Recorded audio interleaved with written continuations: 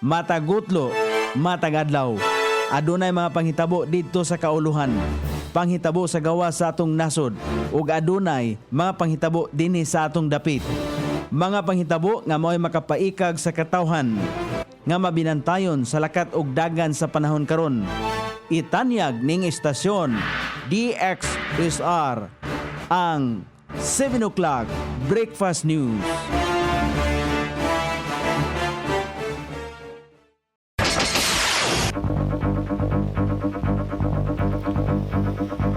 Higala, kumusta? May buntag Iligan, may buntag Mindanao, may buntag Pilipinas. Adlaw nga Lunes, pizza 24 ni buwan sa Pebrero ning tuiga 2025. Sangan sa to station manager Pastor Ruben Sulapas, kini ang inyong ka-isar kabisaya Nonoy B. Ang matod sa hanay sa balita sa alas 7. O karon sa uluhang tudling sa atong mga balita, sikat driver nakuhaan og droga og kutsilyo. Duha ka suspek sa usaik na dakpan sa entrapment operation. Welfare goods sa Digital Emergency Mobile Satellite paliton sa LGU Iligan. Sa kauluhan, LTFRB nanawagang ikonsiderar ang publiko ay magdesisyon sa pagpataas pasahe sa mga jeepney. DILG Chief ni pasalig nga papanubagon ang mga Philippine National Police nga mosalmot sa partisan politics. Presidential Anti-Organized Crime Commission padayon sa pagukod sa mga nisulpot nga small pugo hubs gikan sa nagkalalaing dapit sa Pilipinas. Sa gawa sa nasod, South Korea nakaangkat og dako nga kantidad sa prutas tungod sa climate change. Balita sa kinabuhing Kristohanon, International Christian Concern nataho nga adunay mga Kristohanon nga pamilya nga naglisod sa pagpangita og panginabuhian. Kini ang uluhang tudling sa itong mga balita nga dalit kanato ning istasyon. DXSR 106.7 sa inyong FM dial.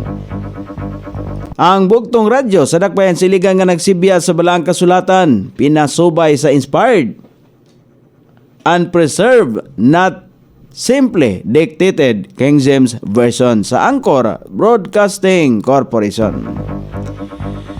O karon sa kompleto nga detalye, nakuhaan og kutsilyo o gituho ang shabu ang usa ka driver sa sikad dihang Riki sa kini sa mga pulis tungod sa sumbong nga aduna kini kaaway. Ang insidente nga nahitabo sa nakalabayng gabi dito sa sitio Kanaway, Barangay San Miguel.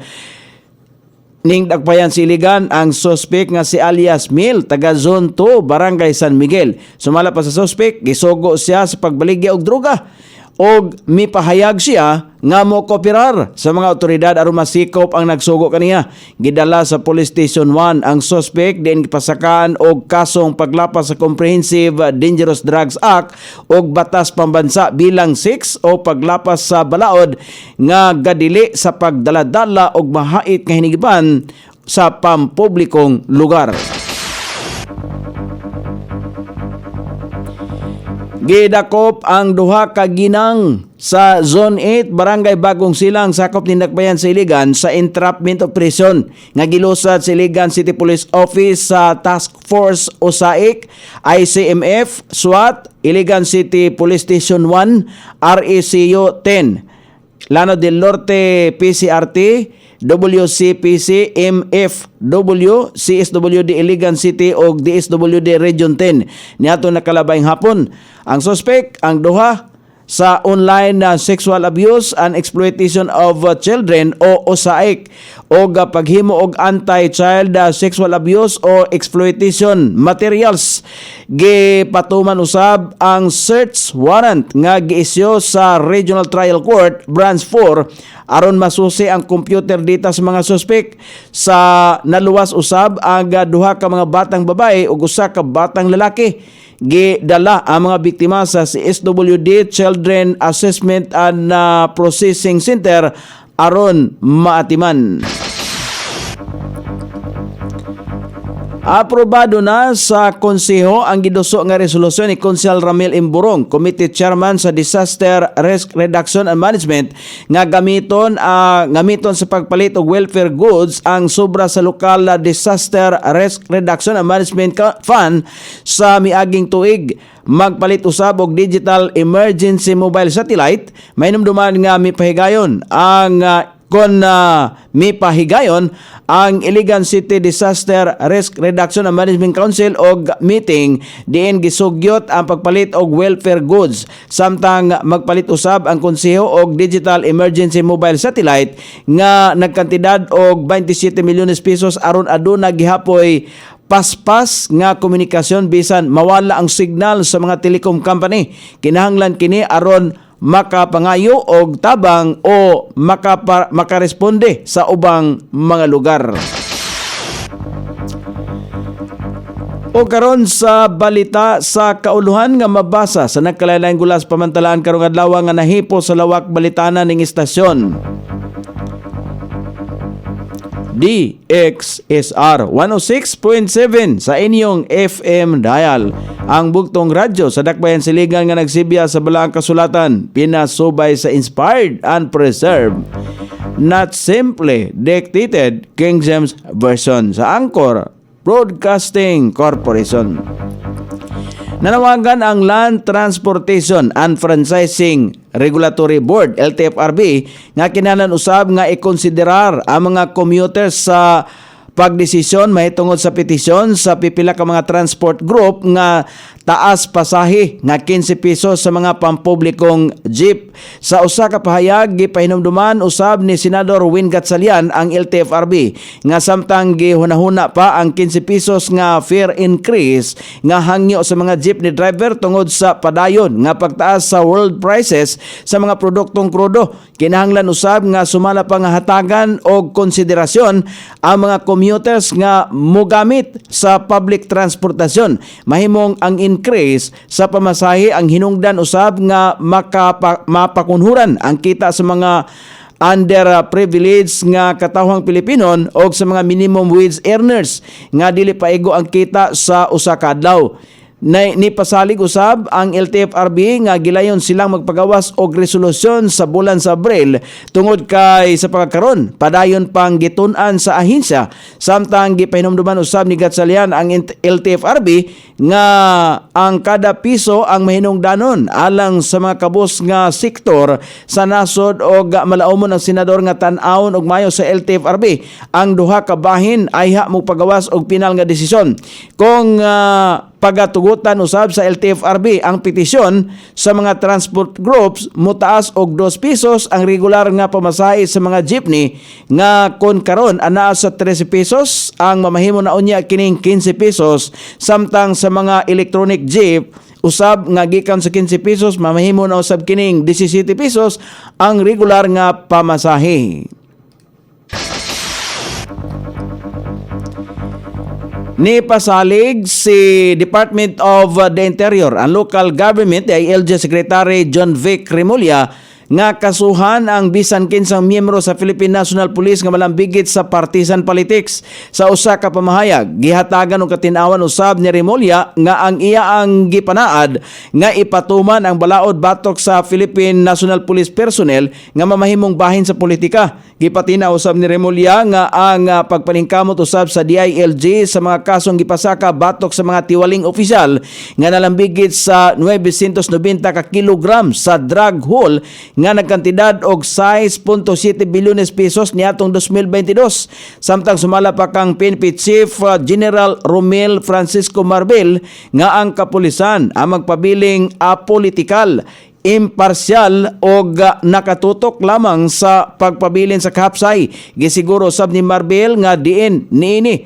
pagatugutan nga mahilakip, dili pagatugutan nga mahilakip ang kapulisan sa bisan unsang mga political partisan sulod sa ilang organisasyon. Gisulti usab ni Remulla nga tibuok nga suporta niya sa kampanya kontra bigay nga gipanguluhan sa Commission on Election nga nag-ingong kini ang angay duyugan sa kampanyang kontra tanggap. Padayon nga tumanon sumala pa sa Presidential Anti-Organized Crime Commission ang ilahang mandato o ang order ni Presidente Ferdinand Marcos Jr. nga ipatuman ang total ban sa Philippine Offshore Gaming Operations POGO sulod sa nasod. Kinihuman nga magsulputan ang mga small POGO hubs nga adunay nagkalain-laing nga operasyon nga nakabase sa mga tago o gilit nga mga bahin sa Pilipinas. Pagpatin-aw pa ni Presidential Anti-Organized Crime Commission spokesman Winston Casio, gihatagan lamang og 8 ka bulan sa presidente ang Presidential Anti-Organized Crime Commission aron pulpogon sa hingpit ang mga POGO hubs sulod sa Pilipinas. Busa sunod-sunod usab ang ginahimong raid operations sa mga hubs alang sa hingpit nga disbursement niini og lauman pa ang mas hugot nga mga operasyon sa mga mosunod nga mga adlaw gawa sa pagpanglimpyo sa pag-raid og hubs sa nasod. Sumala pa di kasyo nga kung kayahon usab nilang ang magpahigayon usab sila og rescue operation sa mga gilusad nga raid o gilayon usab nga makiktambayayong sila sa uban pang ahinsya alang sa hapsay nga pagpahigayon sa mga operasyon nini. Sa pagkaron dili pa matumbok ni Casio kung pipila pa ka mga small POGO hubs ang nag-operate sa nasod tungod sa hilabihan ka daghan ini. Samtang kasamtangan usab sa presidential katambayayong usab sa Presidential Anti-Organized Crime Commission ang pipila ka mga ahinsya sama sa Bureau of Immigration, National Bureau of Investigation, Philippine National Police o Department of Justice sa pagpusa sa POGO hub sa nasod. Magpadayon usab ang mga gilusad nga raid operation sa mga lugar sa Paranaque, Pasay o pipila ka mga bahin sa nasod nga Pilipinon. O karon sa balita sa gawa sa nasod, nisaka sa tuig 2024 ang porsyento sa prutas nga giangkat sa nasod sa South Korea tungod sa climate change. Ang mga giangkat gilangkuban sa 12 ka mga prutas nga mukabat sa kantidad nga 1.45 bilyones dolyares o 83.6 bilyones pesos. Kini nga mga prutas mao ang saging, mangga, pinya, orange, cherry, kiwi o guban pa. Sumala pa sa gobyerno nga ang pag-angkat sa nasoy mga prutas ang nahimong solusyon aron nga punan ang harvest shortage sa mga prutas sa naasoy nasod. O karon sa balita sa kinabuhing Kristohano, nataho sa International Christian Concern nga adunay mga Kristohanong pamilya sa nasod sa Kenya diin nga naglisod og pagpangita og bag-ong panginabuhian tungod sa kaagi nila gikan sa kamot sa mga terorista. Ang nasod mga Kristohano na ilang nga mga lumulupyo aduol sa Kenya-Somali border og nahimong target sa pagpangatake sa mga terorista. Tungod sa nasod pagpangatake, namalhin ang mga Kristohanon sa temporaryo nga lugar diin walay kasiguruhan ang ilang ugma. Kasamtangan silang giatiman sa International Christian Concern aron nga hinahinay silang makatukod sa ilahang mga panimalay o makahimo o makakitag bag-ong panginabuhian. O karon sa kahimtang sa pagbanabana sa dagan sa panahon ang Northeast Monsoon padayon makaapektar sa Northern Luzon o Central Luzon. Ang Eastern Visayas, Central Visayas, Negros Island Region, Caraga, Sorsogon, Masbate, Capiz, Iloilo, Davao Oriental, Davao de Oro, Cagayan Valley, Cordillera Administrative Region, Aurora, Metro Manila, Ilocos Region, ubang bahin sa Central Luzon, Calabarzon, ubang bahin sa nasod nga Pilipinon ang makatagamtang paghapon sa madag-umon nga kalangitan inubanan sa ginagmay mga pagulan-ulan gumikan sa epekto kini sa easterlies ug hanging amihan. Sukod sa temperatura din sa Dakbayan Siligan ang kabugnaon na nasa 24 ug ang kainiton mosangko sa 31 degrees sentigrado. Ang adlaw misilang kaganiya sa alas 6:16 ug mosahop unya sa alas 6:03 sa sayong takna sa kagabhion. Inyong nabate ang kinatibuk ang hanay sa balita sa alas 7 nga dalit kanato ning istasyon DXSR 106.7 sa inyong FM dial. Ang bugtong radyo sa Dakbayan Siligan nga nagsibya sa balang kasulatan, pinasubay sa inspired and preserved not simply dictated King James Version sa Anchor Broadcasting Corporation. Sangan sa tigsuat sa atong balitang international ug sa kinabuhing Kristohanon, pitjan sa balita lokal Coney Island sa ato station manager Pastor Ruben Sulapas. Kini ang inyong ka-isar kabisaya Nonay B. Magpasalamat ug mingon. Mayong buntag, Iligan.